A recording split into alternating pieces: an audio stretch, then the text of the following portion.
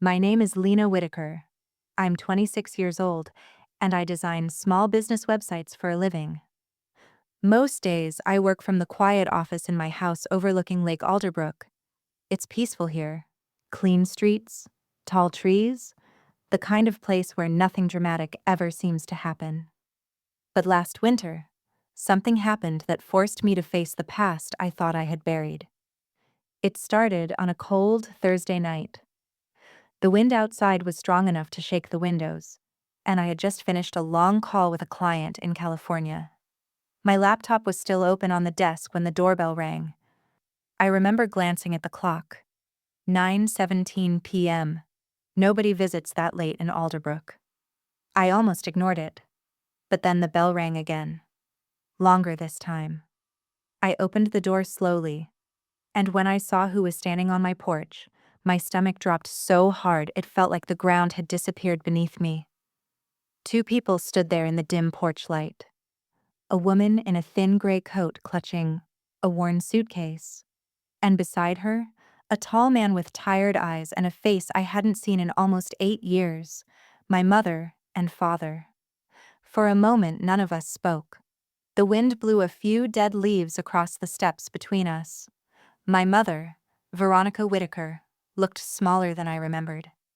Her hair had more gray in it now, and the confidence she used to carry like armor was gone.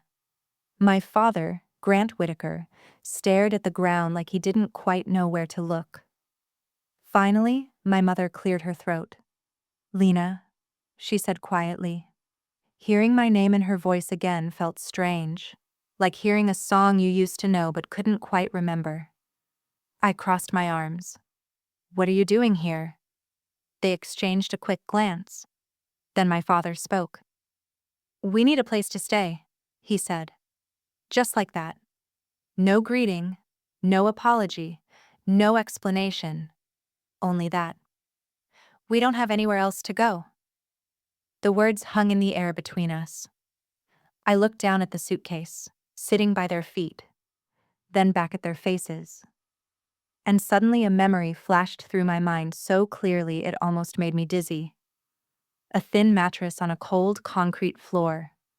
The smell of motor oil. The sound of rain hitting a metal garage door while I tried to sleep. Because the last time I had lived under the same roof as these two people, they made me sleep in the garage. For 2 full years. My mother must have seen something change in my expression because she quickly added, "Lena, I know things weren't perfect before, but we're still family." Family.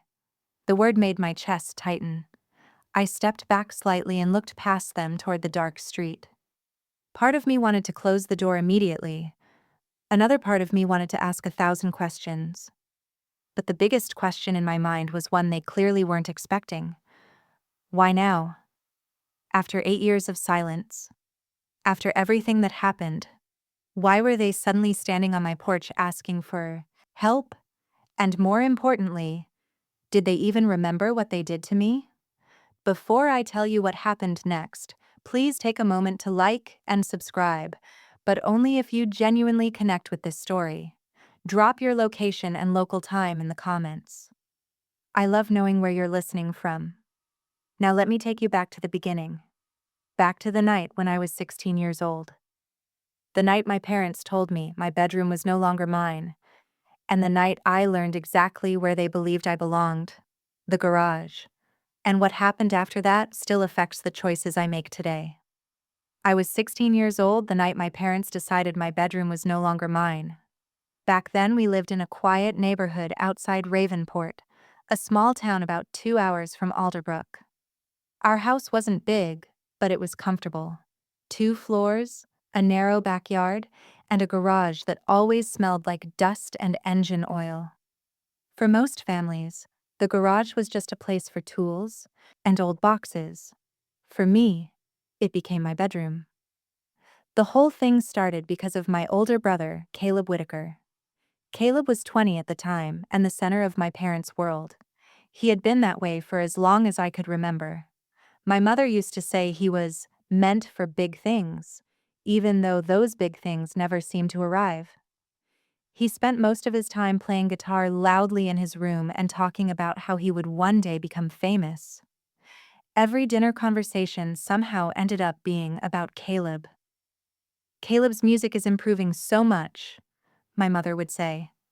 Or my father would nod proudly and add, that boy has talent, real talent. Meanwhile, I usually sat quietly, eating my food and listening. Not because I had nothing to say, but because nobody asked.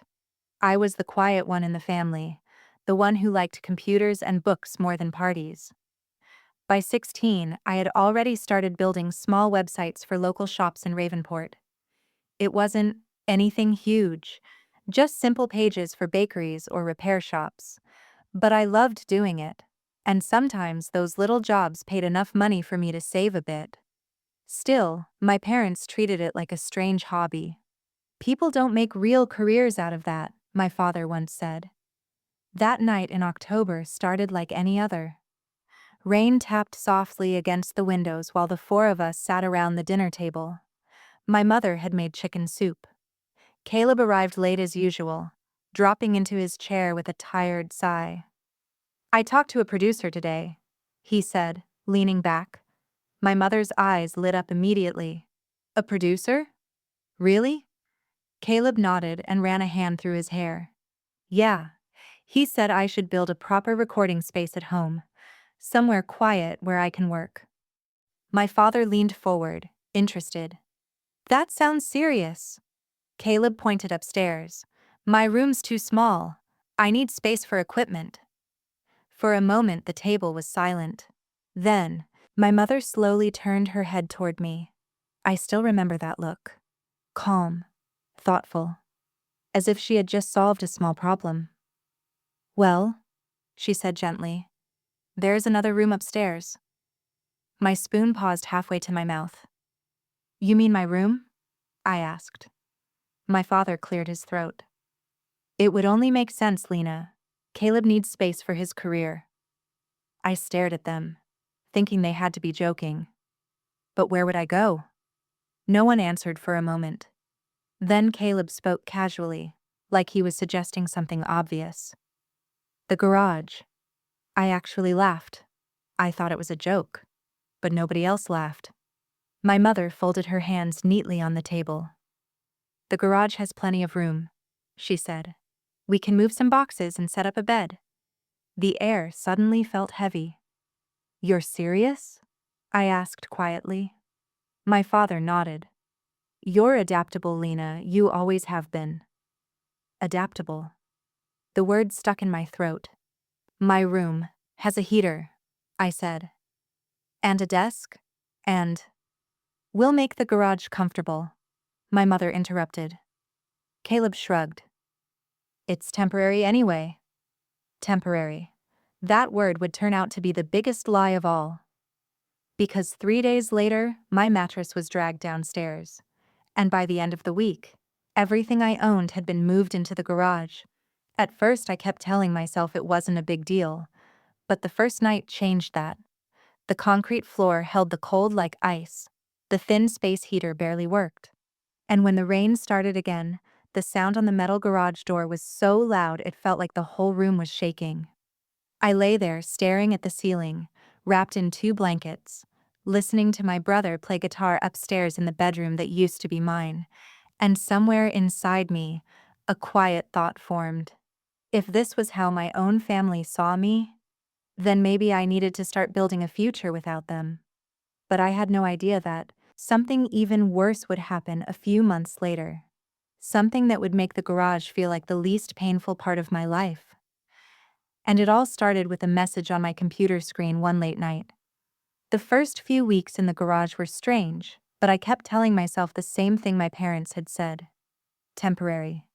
That word became my quiet promise to myself. Every night after school, I would sit at the small folding desk I had dragged into the corner of the garage. My laptop screen would glow in the dark while the rest of the house slept. The garage smelled like old paint and motor oil, but after a while I stopped noticing. What mattered was the internet connection, because inside that small laptop screen, my life looked completely different. Online, I wasn't the girl sleeping next to a lawnmower. I was someone people actually needed. By 16, I had already built a few websites for local businesses in Ravenport. Nothing complicated. Just simple pages with menus, contact forms, and photos. But word had started spreading. One bakery owner told a mechanic. The mechanic told a hair salon. And slowly, more small businesses started messaging me. Most nights I stayed awake until 2 or 3 in the morning finishing projects. Sometimes the only sound in the garage was the clicking of my keyboard and the soft hum of the old heater. Those were the hours when I felt the most peaceful, because nobody upstairs was telling me what I couldn't do. One night in early December, something unexpected happened. I had just finished updating a website for a coffee shop when a new message popped up in my inbox. The sender's name was Victor Hale. I didn't recognize it. The message was short. "Hi Lena. I saw the website you built for Riverside Coffee. Did you design that yourself?" I stared at the screen for a moment before replying. Yes. A few seconds passed. Then another message appeared. "It's impressive work. How old are you?" I hesitated. 16. There was a longer pause this time. Then Victor wrote again. "I run a small software company in Norwich City. We build tools for local businesses. I've been looking for someone who understands small company websites the way you do." My heart started beating faster. "Are you saying you want to hire me?" I typed. Another pause. "Not exactly yet," he replied. "But I'd like to see more of your work." For the next hour we talked back and forth. Victor asked thoughtful questions about how I designed things and why I structured websites a certain way. Nobody had ever asked me those kinds of questions before. Not even my teachers. When the conversation finally ended, I closed my laptop and leaned back in my chair. For the first time in weeks, the cold garage didn't bother me, because something new had entered my life. Opportunity. Over the next month, Victor continued messaging me. Sometimes he would send small coding challenges just to see how I solved them. Other times he asked about my ideas for improving online stores. Each time I answered, his responses became more excited. "You think like someone much older," he wrote once. I smiled when I read that. But I never told my parents about him. There was no point. To them, everything I did on the computer was just a distraction. Meanwhile, Caleb's music career had taken over the entire house. My old bedroom was now full of recording equipment. Guitars leaned against the walls. Large speakers shook the ceiling almost every night. One evening, I came upstairs to grab some food and found my mother and father sitting in the living room listening to one of Caleb's new songs. They looked proud.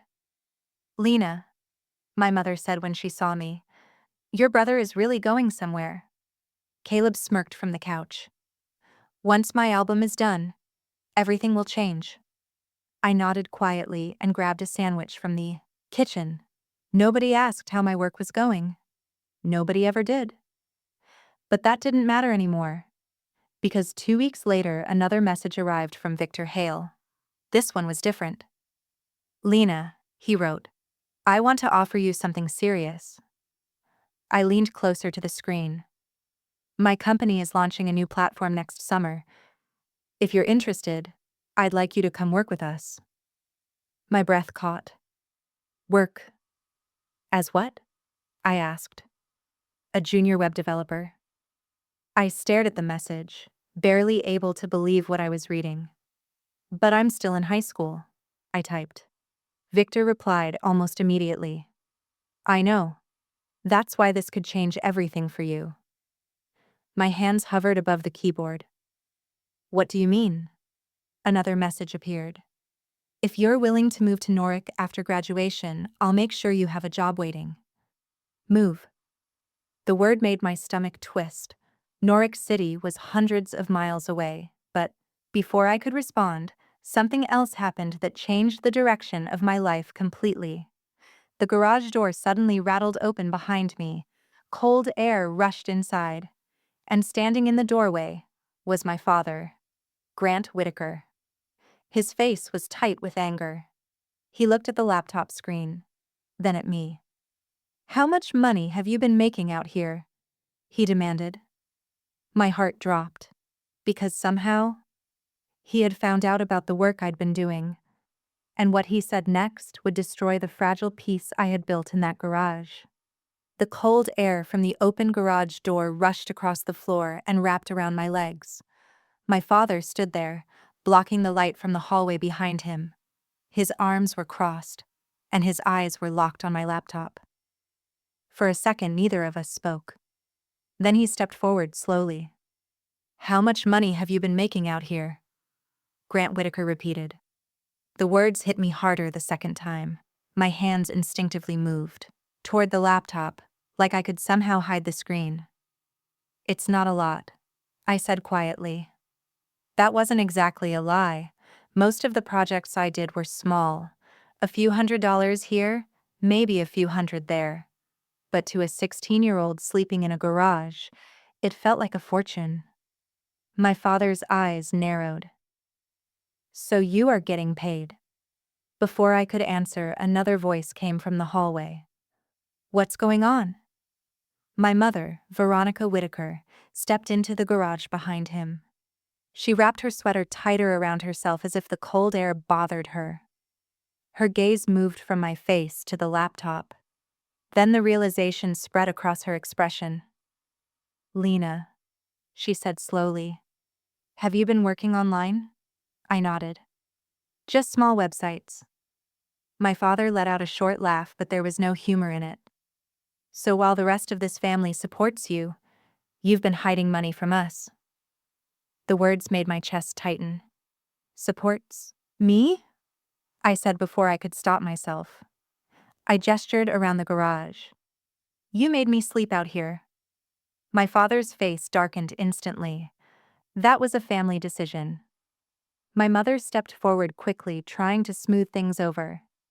"Lena, sweetheart, your father doesn't mean it that way." Then she looked at the laptop again. "How much have you saved?" I hesitated. That was a mistake. My father noticed. "How much?" he demanded again. "About 3,000, I admitted quietly. The number hung in the air.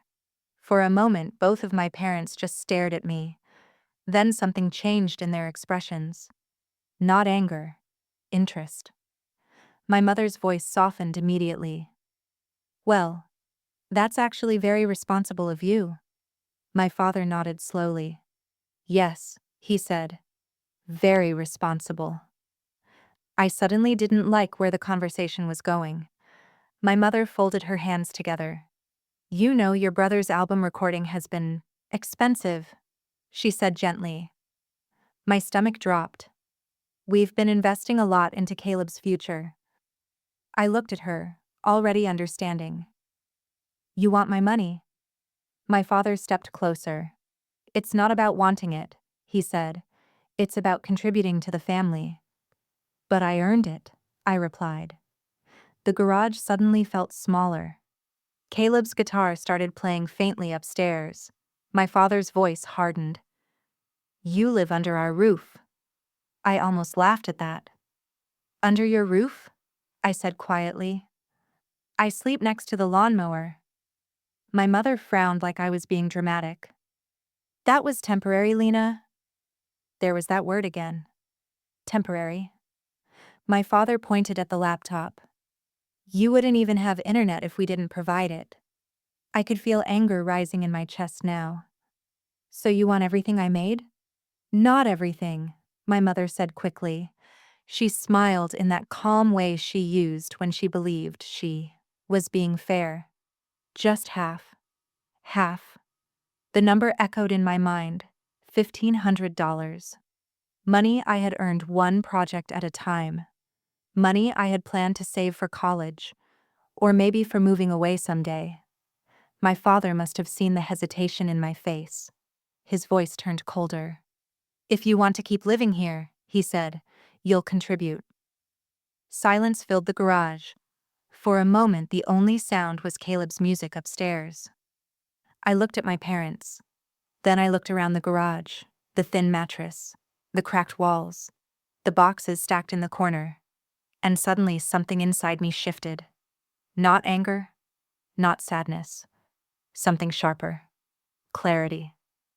Fine, I said quietly. My mother's shoulders relaxed immediately. That's the right attitude. But I raised a hand. I'll give you half. My father nodded, satisfied. That's fair. I closed my laptop slowly. But after that, I continued. I'm not giving you another dollar. My father smirked. You won't have a choice. Maybe he believed that. Maybe they both did. But they had no idea that just 2 nights earlier, I had received another message from Victor Hale, a message that included a plane ticket and a sentence that would change everything. Lena, he had written, if you want a different life, this is your chance. And standing there in that cold garage, I realized something. My parents thought they controlled my future. They thought the garage was the worst place I could end up. But they were wrong. Because what happened a few months later would make them wish they had never pushed me out of that bedroom in the first place. I handed my parents half the money 2 days later. $1,500. My father counted every bill slowly at the kitchen table like he was checking the work of a bank teller. My mother stood beside him, watching with quiet approval. When he finished, he folded the money and slid it into his wallet. Good, he said. No thank you, no acknowledgement. Just that one word. Across the table, Caleb leaned back in his chair with a lazy smile. This will help with the recording equipment, he said. I didn't answer. Inside my pocket, my phone buzzed softly. I already knew who it was. Later that night, when the house was quiet, I went back down to the garage and opened the message. It was from Victor Hale. I've been thinking about our conversation, he wrote. Your ideas are exactly what our team needs. Below that message was something I hadn't expected. A picture of a plane ticket. Norwich City. Departure date, June 4th. My heart started racing. Under the image, Victor had written one more sentence. If you're serious about building a future in tech, this is your chance. I stared at the screen for a long time. Norwich City was almost 1,000 miles away. I had never even left Ravenport before. But more I thought about it, the more something inside me started to feel certain. The garage wasn't temporary. Not really. My parents had shown me exactly where they believed I belonged. And if I stayed, nothing would ever change. Over the next few weeks, I kept working online at night. More clients came in. A bookstore, a dentist office, a small furniture shop. Each project added a little more money to my savings. But I didn't tell my parents. The first time had taught me that lesson. Upstairs, Caleb's music took over the house completely. Large speakers arrived. Microphones. Sound panels for the walls. My old bedroom looked more like a recording studio every week. My mother talked about it constantly. When Caleb signs with the label, everything will change. My father nodded proudly whenever she said it. Meanwhile, I quietly planned my exit. By spring, my savings had grown again. Not thousands, but enough. More importantly, Victor and I spoke almost every week now. He showed me parts of the software platform his company was building. Sometimes he would send unfinished pieces of code and ask what I thought. One night after reviewing something he sent, I wrote back with a suggestion. 10 minutes later, my phone rang. I hesitated before answering. Hello? Victor's voice came through the speaker, excited. Lena, that fix you suggested? It solves a problem we've been struggling with for months. I smiled. It just seemed logical. You realize how rare that kind of thinking is? I didn't know what to say. Then he added something that made my stomach flip. If you were here in Norwich already, I'd hire you tomorrow. Those words stayed in my mind for days. And then came the night everything exploded. It was late May. The air outside was warm for the first time that year. I was finishing a website update when my garage door suddenly opened again. My father stood there. But this time, he wasn't alone. Behind him was Caleb. Both of them looked angry. My heart sank. "What's going on?" I asked. Caleb stepped forward first. "I heard you've still been working online." My eyes moved to my father. He must have told him. "I never said I stopped," I replied carefully. Caleb laughed. "You think that money belongs to you?" I felt the tension rise instantly. "I earned it." My father's voice cut through the garage. "That money belongs to this family." The same argument. Again. But this time, something was different. Caleb walked closer until he was standing right beside my desk. "You know how much I've invested in my music?" he said. I didn't answer. "Thousands," he continued. "Real talent costs money." He pointed at my laptop. "You sitting down here making little websites? That's not the same thing." My father nodded. "Your brother has a real future." The anger in my chest finally broke free. "And I don't?" Silence filled the garage. Then Caleb said something that changed everything. "Let's be honest, Lena," he said with a shrug. "You're just the kid who sleeps in the garage." The words landed harder than he probably expected, because in that moment something inside me snapped. Not loudly, not dramatically, just quietly, like a rope finally breaking after years of pressure. I closed my laptop slowly. Then I looked at both of them. "You're right," I said. Caleb smirked, but I continued. "I am the kid who sleeps in the garage." My father crossed his arms. "And that's exactly why you should help your brother succeed." I nodded once. Then I said something neither of them expected. "I won't be sleeping here much longer." They both frowned. "What does that mean?" my father asked. I held his gaze. "It means I'm leaving." For the first time that night, Caleb's confidence slipped. "Leaving where?" I didn't answer immediately. Instead, I picked up my phone and turned the screen toward them. The plane ticket from Victor Hale was still there. Newark City, June 4th. 3 weeks away. My father stared at it, confused. "What is that?" "A job opportunity," I said calmly. Caleb laughed. "You're serious?" But my father's expression had already darkened. "You're not going anywhere," he said. His voice wasn't angry this time, it was final, and the next words he said made it very clear that leaving this house wasn't going to be as simple as I thought. My father stared at the phone screen for a long moment. Then he looked back at me. "You're not going anywhere," Grant Whitaker repeated. His voice had dropped lower, calmer, which somehow made it more threatening. Caleb leaned against the desk beside me, shaking his head.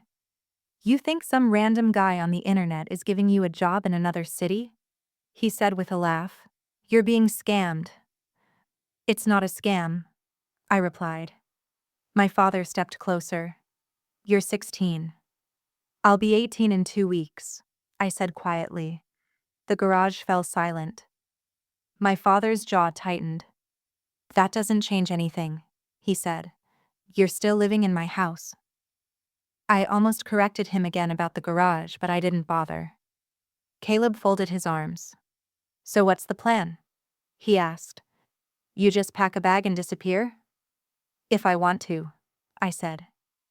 My father pointed toward the stairs. "Your mother and I decide what happens in this house." For a moment, none of us moved. Then he said something that made my stomach twist.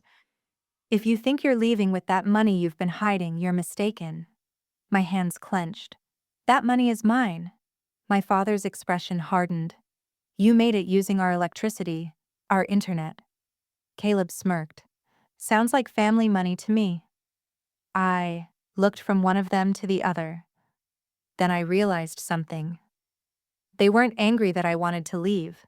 They were angry because they were afraid of losing control. My father took another step closer. "You're not going to Newark," he said, And you're not taking another job online either. My heart skipped. What? You heard me, he said. Starting tomorrow, that laptop stays upstairs. The words hit me like ice water. That's not fair.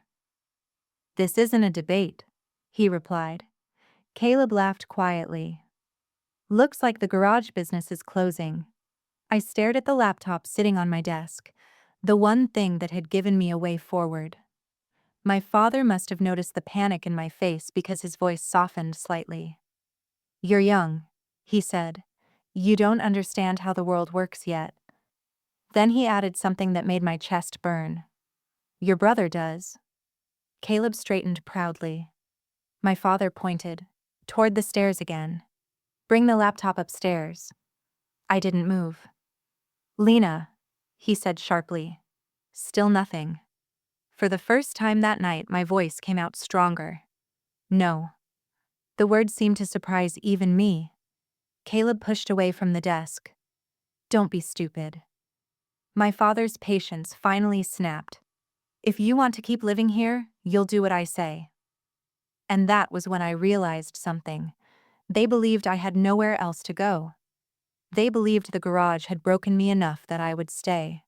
I slowly reached forward and closed the laptop. But instead of handing it to my father, I slid it into my backpack. What are you doing? He asked. I stood up. I'm leaving tonight. For a moment, neither of them reacted. Then Caleb laughed again. Yeah, right. My father stepped forward quickly and grabbed my arm. You're not going anywhere. His grip was tight. For a second I thought he might actually drag me upstairs. But then something unexpected happened. My phone buzzed in my pocket. 3 short vibrations. I pulled it out. Another message from Victor Hale. I opened it quickly. Lena, the message read. We just had a meeting with investors. If you're serious about joining us, I need to know tonight. The offer won't stay open forever. I looked at the screen, then at my father, then back at the garage around me. The cracked walls, the cold floor, the place they had decided I belonged. And suddenly, I knew exactly what I was going to do. I pulled my arm free from my father's grip. I'm not asking for permission, I said quietly. My father's face turned red. You walk out that door, he warned. Don't expect to come back. Those words hung in the air. For a second, part of me hesitated. But then I remembered something Caleb had said earlier. You're just the kid who sleeps in the garage. I picked up my backpack, walked toward the open garage door, and stepped outside. The night air felt warmer than the house behind me. But just as I reached the end of the driveway, I heard my mother's voice calling from the porch. Lena! I turned. Veronica Whitaker stood there in the porch light, her face pale. And the thing she said next was something I had never heard from her before. Wait, she said. For the first time in my life, my mother looked afraid of losing me. I stopped walking when I heard my mother's voice. Lena! The porch light behind her made the rest of the house look darker than usual. For a moment she just stood there gripping the railing, breathing hard like she had run outside in a hurry. My father and Caleb were still inside the garage doorway behind her, watching. I waited. My mother took a few slow steps down the porch stairs. Wait a minute, she said again. I shifted the backpack on my shoulder. What? She looked at the bag, then at the driveway behind me. You're not really leaving tonight. It wasn't a question. It sounded more like she was trying to convince herself. I am, I said. The wind moved through the trees along the street, carrying the smell of rain that hadn't started yet. My mother rubbed her hands together nervously. Lena, you can't just run away. I'm not running away, I said quietly. I'm leaving.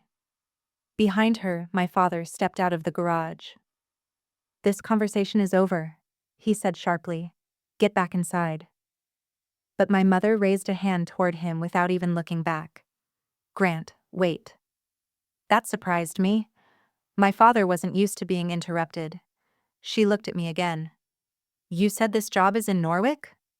I nodded. Her expression shifted like she was trying to process something. That city is far away. I know. You don't know anyone there. Yes, I do. She frowned. Who? Victor Hale. The name seemed to mean nothing to her. But my father scoffed from the driveway. A stranger from the internet, he muttered. My mother looked back and forth between us. Then she spoke again, her voice softer now. You're still young, Lena. Life isn't as simple as packing a bag and moving to another city. I didn't say it would be simple. The porch light flickered slightly above her head. For a second she looked tired. Really tired. Then she said something I didn't expect. You could stay until after graduation. I blinked. That was the closest thing to compromise she had ever offered me. But the garage door behind her creaked slightly in the wind, and the smell of oil drifted across the driveway. I shook my head. I've stayed long enough. My father's patience finally ran out. That's enough, he snapped. He walked toward us quickly. You want to leave, Lena? Fine. Leave. My mother turned toward him. Grant. But he ignored her.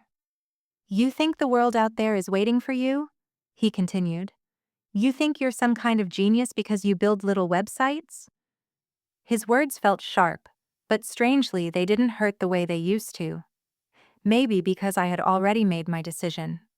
I guess we'll find out, I said. Caleb stepped onto the driveway now, shaking his head. This is ridiculous. Then he looked straight at me. You're going to regret this. I shrugged slightly. Maybe. He laughed under his breath. You know what's funny? I didn't answer. You always thought you were smarter than everyone else. That's not true. But it is, he insisted. And look where it got you. He pointed back toward the garage. That's where you belong. The words echoed through the quiet street. For a moment nobody spoke. Then my mother said quietly, Caleb, stop. But the damage was already done. I looked at my brother, then at my parents, then back at the house where I had spent my entire childhood. The windows upstairs were glowing with warm light. But the garage door behind them was dark. And suddenly I realized something. For years I had waited for one moment. One moment where someone in that house would say I mattered. Just once. But it never came. So I adjusted the strap of my backpack again. I hope your music works out, Caleb, I said calmly. He frowned. What? I really do. Then I turned and started walking down the street. Behind me, my father shouted one last thing. Don't bother coming back. The words followed me all the way to the end of the block. But something strange happened as I kept walking. Instead of feeling scared, I felt lighter. For the first time in years, nobody was deciding where I slept. Nobody was telling me what I could or couldn't do. By the time I reached the bus station at the edge of Ravenport, the sky had started to rain. I sat on a bench under the dim lights and pulled out my phone. Victor's last message was still open. If you're serious about joining us, I need to know tonight. My fingers hovered over the screen.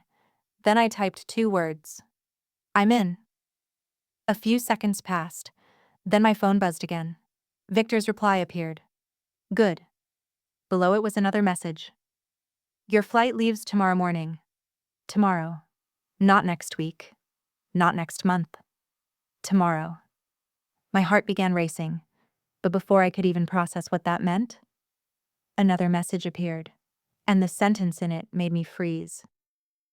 There's just one thing you should know before you come here. Rain had started falling harder by the time Victor's second message appeared on my screen. I stared at the words for several seconds before opening it. There's just one thing you should know before you come here. My stomach tightened.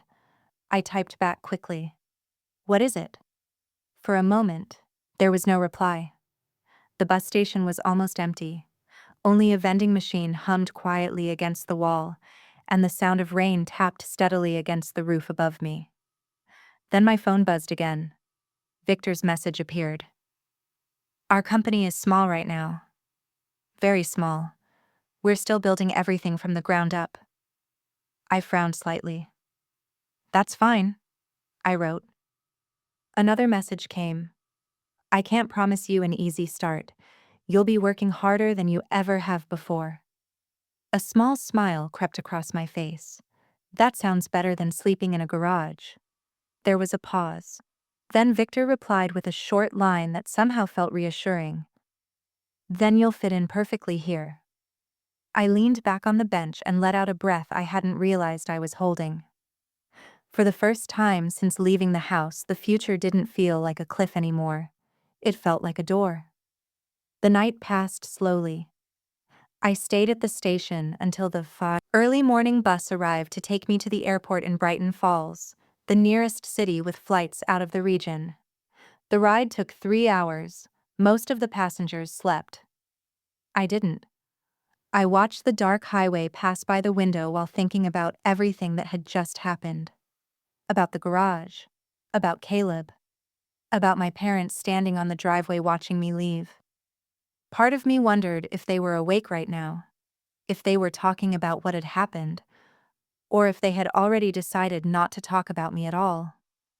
By the time the bus reached Brighton Falls, the sky had turned pale gray. The airport wasn't large, but to me, it felt enormous. I had never been inside one before. People moved quickly in every direction, dragging suitcases and checking screens. For a moment, I just stood there, unsure where to go. Then I remembered the ticket Victor had sent. Norwich City. Departure, 9:40 a.m.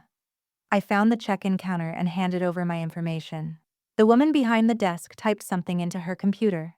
Then she looked up. "First time flying?" she asked with a small smile. I must have looked nervous. "Is it that obvious?" "A little." She handed me the boarding pass. Gate 12. I thanked her and walked toward the security line.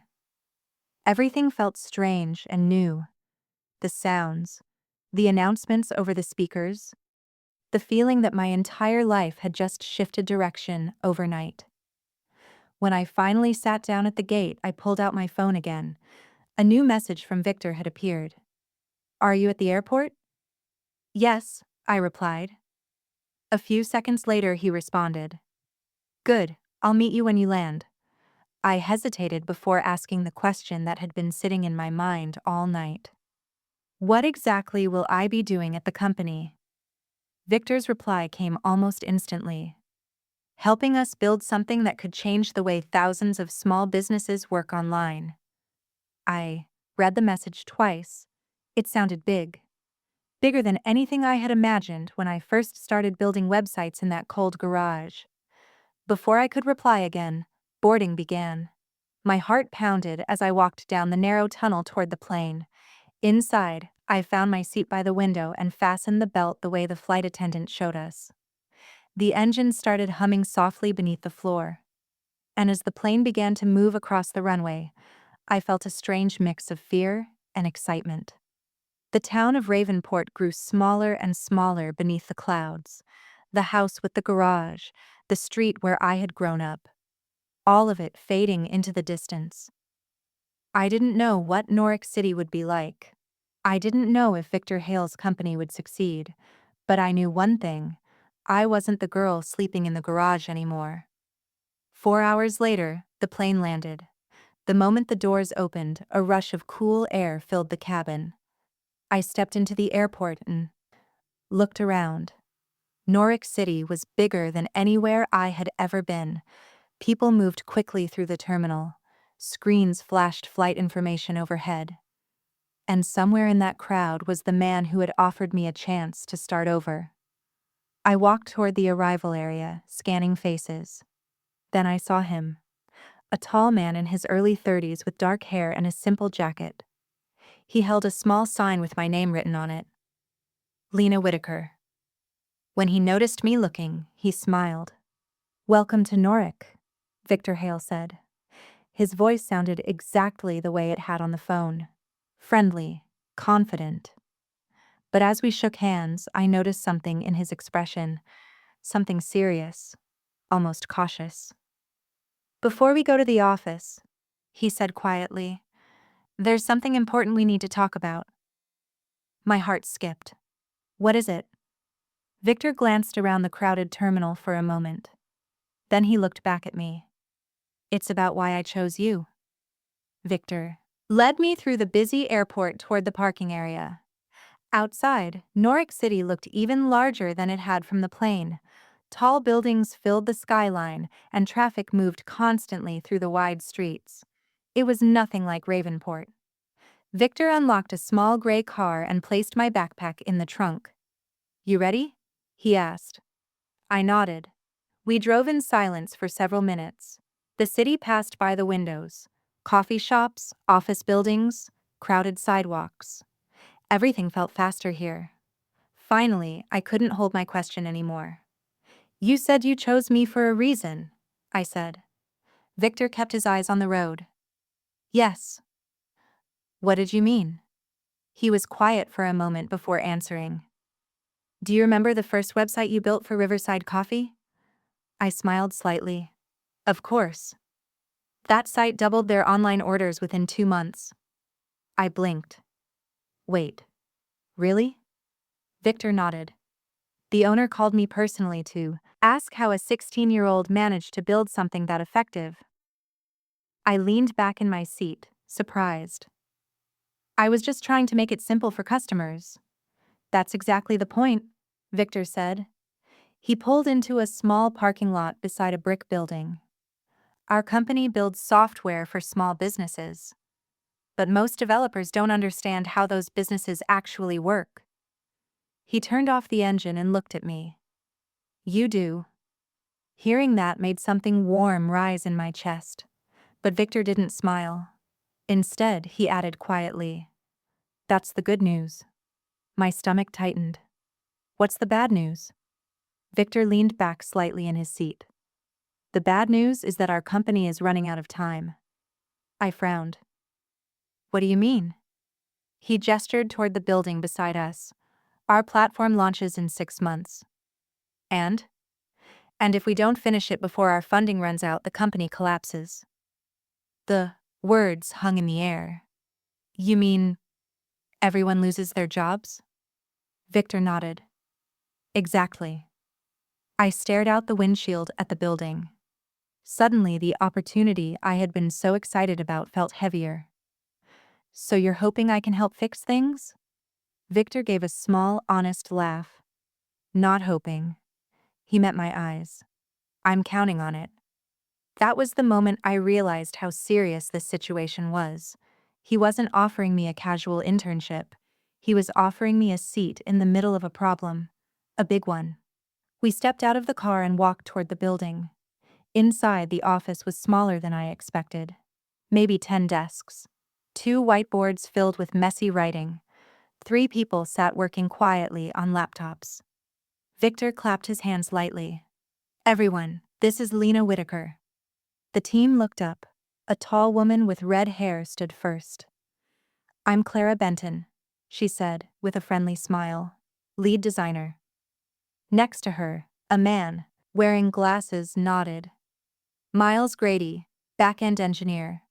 The third person waved from across the room.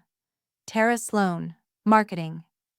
They all seemed curious about me, probably wondering why a teenager had just walked into their company. Victor gestured toward an empty desk. "That's yours." I sat down slowly. For a moment, nobody spoke. Then Clara leaned closer and whispered jokingly, "So, what garage did Victor find you in?" I froze. Victor must have told them something. I forced a small smile. "Actually, a real one." Clara laughed, thinking I was joking, but Victor didn't laugh. Instead, he turned on a large screen at the front of the office. "Let's show Lena what we're working on." The display filled with lines of code and diagrams. For the next hour, they explained the platform they were building, a system designed to help small businesses manage websites, orders, and customers in one place. The idea was powerful, but the system had problems. Big ones. Parts of the code didn't work together properly. The user interface was confusing. And worst of all, customers testing the platform kept getting frustrated. Victor looked at me. "What do you think?" I hesitated. Then I spoke honestly. "If I owned a small bakery, I wouldn't understand half of this." The room went quiet. Miles rubbed the back of his neck. "That's exactly what our testers keep saying." Victor nodded slowly. "So what would you change?" I stared at the screen. Ideas began forming quickly in my mind. "The first thing," I said, "is that you're thinking like developers." Clara leaned forward. "What do you mean?" "You're showing users too many options at once." I walked closer to the screen. A bakery owner doesn't want to learn software. They just want to sell bread. Victor watched carefully as I pointed at different parts of the interface. "Start with 3 simple buttons," I said. "Orders, customers, website." Miles's eyes widened slightly. "That's actually much cleaner." For the next 2 hours, we rewrote the entire layout together. By the time we finished, the system looked completely different. Simpler. Clearer. Victor leaned back in his chair. "That might actually work." The team looked energized, excited, and for the first time since arriving in Norwich, I felt like I truly belonged somewhere. But life has a strange way of circling back. And sometimes the past shows up again when you least expect it. 3 years later, our platform launched successfully. 6 years later, it had grown into something much bigger. Thousands of businesses used it. Our company expanded. And eventually, I became one of the lead partners, which is how I ended up owning the quiet house in Alderbrook where this story began. The house where, 8 years after leaving Ravenport, my parents showed up on my doorstep with a suitcase, asking for a place to stay. And standing there on that cold winter night, looking at their tired faces, I realized something. They had no idea who I had become, and they definitely had no idea what had happened to Caleb. But the truth about my brother was the one thing that would change everything about that conversation. The wind outside my house in Alderbrook grew stronger while my parents stood on the porch. For a few seconds after my father said, "We don't have anywhere else to go," nobody moved. The porch light above us buzzed softly. I looked at the suitcase again, then back at their faces. 8 years. 8 years without a phone call. 8 years without a single message asking how I was doing. And now they were standing in front of my house asking for help. My mother shifted her weight nervously.